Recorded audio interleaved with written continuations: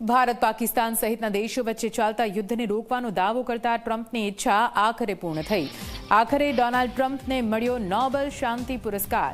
Maria મચાડોએ ટ્રમ્પને પોતાનો પુરસ્કાર ભેટ કર્યો. વેનેઝુએલા સંકટ વચ્ચે બંને વચ્ચે મુલાકાત થઈ હતી. મુલાકાત દરમિયાન મચાડોએ પોતાનો પુરસ્કાર ભેટ આપ્યો. પુરસ્કાર સાથે ટ્રમ્પ અને મારિયાની તસવીર પણ સામે આવી. પુરસ્કાર મળ્યા બાદ ટ્રમ્પે સોશિયલ મીડિયામાં પોસ્ટ મૂકી છે. મચાડો અંગે અમેરિકી રાષ્ટ્રપતિએ પોસ્ટમાં વખાણ કર્યા.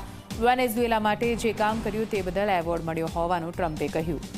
ઉલ્લેખનીય છે કે મારિયા મચાડો વેનેઝુએલાના વિપક્ષી નેતા અને નોબેલ શાંતિ પુરસ્કારના વિજેતા છે, જેમની સાથે અમેરિકી રાષ્ટ્રપતિ ડોનાલ્ડ ટ્રમ્પની મુલાકાત વ્હાઇટ હાઉસ ખાતે યોજાઈ હતી. બંને નેતાઓ વચ્ચેની મુલાકાત બાદ રાજકારણમાં પણ ગરમાવો આવ્યો.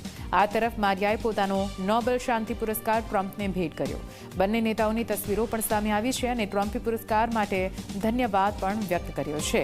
મહત્વનું છે કે અગાઉ મારિયાએ ટ્રમ્પને પોતાનો એવોર્ડ આપવા માટે નોબેલ કમિટીમાં પ્રસ્તાવ મૂક્યો હતો, જેને નોબેલ કમિટીએ અસ્વીકાર કર્યો હતો.